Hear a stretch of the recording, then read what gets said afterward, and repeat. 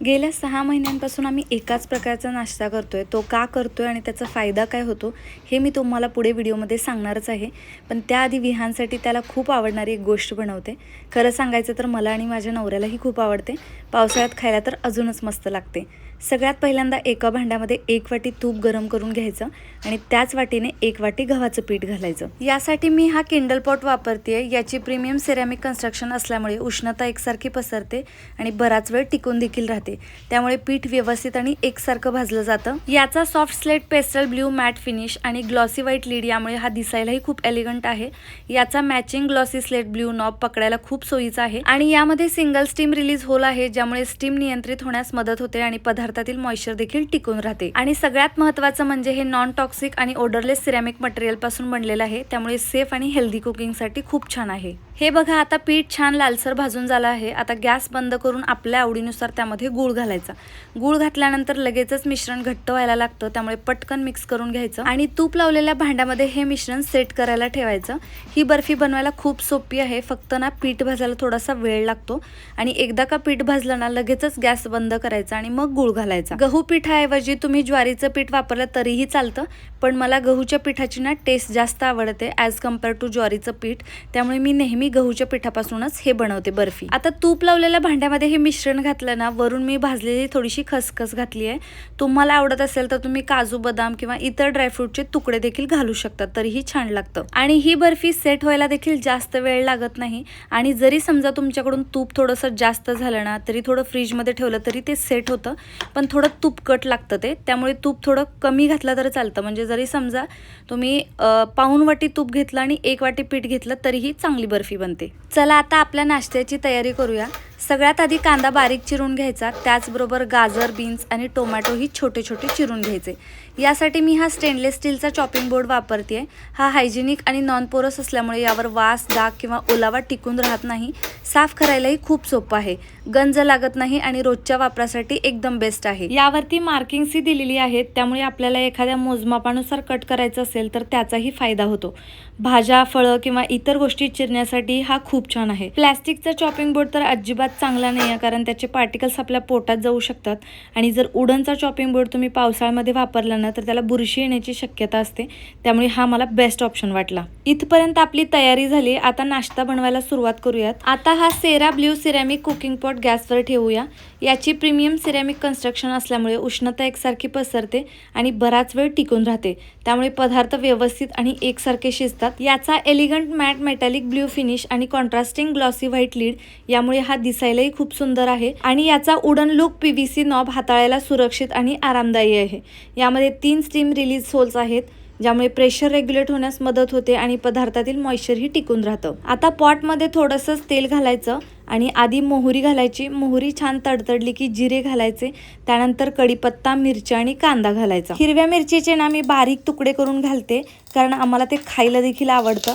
पण जर तुम्हाला हिरवी मिरचीचे तुकडे काढायचे नसतील ना तर तुम्ही त्यामध्ये बारीक चेचून घातलं तरीही चालतं किंवा थोडंसं लाल तिखट घातलं तरी देखील चालतं. पण मला ना हिरव्या मिरचीचे जास्त ही रेसिपी आवडते. आता कांदा थोडासाच भाजला ना, यामध्ये आपल्याला गाजर, बीन्स, वाटाणा घालायचा आहे. आणि कांदा थोडासाच भाजला ना, हे सगळं आपल्याला घालायचं आहे, कारण जर जास्त कांदा भाजला तर नंतर ह्या भाज्या जर आपण भाजायला गेलो ना तर तो कांदा करपण्याची शक्यता असते, त्यामुळे एकत्र सगळं मग परत भाजतं. सगळ्या भाज्या घातल्यामुळे ना हिरवी मिरची दिसून येत नाही, म्हणून मी तुम्हाला सुरुवातीला तसं सांगितलं. आता टोमॅटो देखील बारीक चिरून घालायचा आणि चांगला मऊ होईपर्यंत शिजवून घ्यायचा. हे सगळं ना आपल्याला तेलामध्ये छान परतून घ्यायचं आहे, कारण गाजर आणि बीन्स थोडंसं कच्चं राहण्याची शक्यता असते.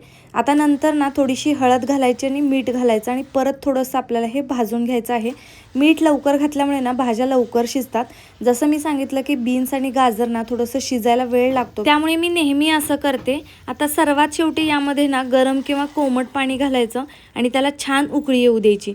मी नेहमी कोमट पाणी वापरते, त्यामुळे भाज्या लवकर शिजतात. आता पाण्याला उकळी येईपर्यंत ना मी तुम्हाला माझ्या काचेच्या बरण्या दाखवते. यामध्ये मी रोजच्या वापरासाठी लागणारे तांदूळ, मुगाची डाळ, तुरीची डाळ आणि ओट्स ठेवते. या 1450 ml च्या बरण्या असल्यामुळे भरपूर सामान सहज मावतं. एअरटाईट झाकण असल्यामुळे पदार्थ सहज जास्त काळ ताजे राहतात। काचेची पारदर्शक बॉडी असल्यामुळे कोणत्या बरणीत काय आहे ते लगेच दिसतं, त्यामुळे रोजच्या वापरासाठी खूप सोयीचं पडतं आणि किचनही खूप नीटनेटकं दिसतं। मी जसं तुम्हाला सांगितलं, मला तांदूळ, तुरीची डाळ, मुगाची डाळ आणि ओट्स हे रोजच लागतं, त्यामुळे मी असं या बरणीमध्ये ठेवलेलं आहे। आता ओट्स घालूया। 1 वाटी ओट्स असतील तर 2 वाट्या पाणी आणि 1.5 वाटी ओट्स असतील तर 3 वाट्या पाणी, म्हणजे ओट्सच्या दुप्पट आपल्याला पाणी घालायचं आहे। आम्ही नेहमी 1 वाटी ओट्स करतो आणि 2 वाटी पाणी, आणि हे लवकर शिजतं बरं का, त्यामुळे हे मला बेस्ट वाटतं सकाळच्या नाश्त्यासाठी। फक्त भाज्या चिरायला थोडासा जास्त वेळ लागतो, पण आपल्या पोटामध्ये गाजर, बीन्स, वाटाणा यामधूनच जातं। आपण जर वेगळ्या प्रकारचा नाश्ता बनवला ना तर हे सगळं आपल्या पोटामध्ये जात नाही, आणि त्यामुळे मला हा बेस्ट ऑप्शन वाटतो। पाण्याला उकळी आली की यामध्ये ओट्स घालायचे। ओट्स शिजायला फक्त 2 मिनिटं लागतात आणि त्यानंतर झाकण ठेवून आपल्याला हे 2 मिनिटं वाफवून घ्यायचं आहे। तोपर्यंत तुम्हाला माझ्या टम्बलरबद्दल सांगते। हा 1200 ml चा इन्सुलेटेड टम्बलर आहे। यामध्ये पाणी किंवा इतर ड्रिंक्स बराच वेळ गरम किंवा थंड राहतात। साईडला हँडल असल्यामुळे पकडायलाही खूप सोयीचं आहे, आणि लीक रेझिस्टंट झाकण असल्यामुळे बाहेर घेऊन जायचं असेल तरी एकदम परफेक्ट आहे। दिवसभर हायड्रेटेड राहण्यासाठी पुरेसं पाणी पिणं खूप महत्त्वाचं आहे। पाणी शरीराला हायड्रेटेड ठेवण्यासोबतच आपल्याला दिवसभर फ्रेश आणि एनर्जेटिक राहण्यासही मदत करतं, आणि म्हणूनच दिवसभर पाणी पिण्याची सवय लावण्यासाठी हा टम्बलर मला खूप बेस्ट वाटतो। हे बघा, आता आपले ओट्स बनवून तयार झालेले आहेत। ओट्समध्ये फायबर असल्यामुळे पोट जास्त वेळ भरल्यासारखं वाटतं आणि दिवसभर वारंवार भूक लागणं कमी होण्यास मदत होते। त्यात भरपूर भाज्या घातल्यामुळे शरीराला फायबर, विटॅमिन्स आणि मिनरल्सही मिळतात, त्यामुळे हा नाश्ता हेल्दी, पोटभर आणि आमच्या घरातला कायमचा आवडता आता नाश्ता बनलेला आहे। सगळ्यात शेवटी बारीक चिरलेली कोथिंबीर घालून मिक्स करायचं। फक्त ना, हा नाश्ता थंड झाल्यावरती अजिबात चांगला लागत नाही, त्यामुळे हा नेहमी गरम गरमच खा, हे असं मी तुम्हाला सांगेन। नाश्त्याबरोबर तुम्हालाही दुसरं काहीतरी खायला आवडतं का? मला तरी नेहमी आवडतं, त्यामुळे ना मी या बरण्या ऑर्डर केल्या होत्या। या काचेच्या एअरटाईट बरण्यांना क्लिप लॉक मेकॅनिझम आहे, त्यामुळे पदार्थाचा ताजेपणा जास्त काळ टिकून राहतो। 1500 ml ची क्षमता असल्यामुळे स्नॅक्स, पीठ, डाळी किंवा इतर ड्राय पदार्थही सहज स्टोअर करता येतात। काचेची पारदर्शक बॉडी असल्यामुळे आत काय आहे ते लगेच दिसतं। शिवाय या मजबूत आहेत, पुन्हा पुन्हा वापरता येतात आणि किचन व्यवस्थित ऑर्गनाइज ठेवायलाही खूप मदत होते। यामध्ये मी तिखट पुऱ्या, राजगिऱ्याचे लाडू असे वेगवेगळे स्नॅक्स ठेवते। विशेषतः पावसाळ्यात तिखट पुऱ्या मऊ पडू नयेत म्हणून मी त्या अशाच एअरटाईट बरणीत ठेवते, त्यामुळे ते जास्त दिवस कुरकुरीत आणि फ्रेश राहतात। आणि जर तुम्हाला तिखट पुऱ्यांची रेसिपी पाहिजे असेल ना तर कमेंटमध्ये नक्की सांगा, मी त्याची रेसिपी तुमच्यासोबत शेअर करेन। काचेच्या बरण्यांमध्ये ना फूड स्टोअर केल्यामुळे त्याचा ताजेपणा आणि क्वालिटी जास्त काळ टिकून राहते। काचेमध्ये कोणताही वास किंवा चव शोषली जात नाही, त्यामुळे प्रत्येक पदार्थ फ्रेश आणि ओरिजिनल टेस्टमध्ये राहतो।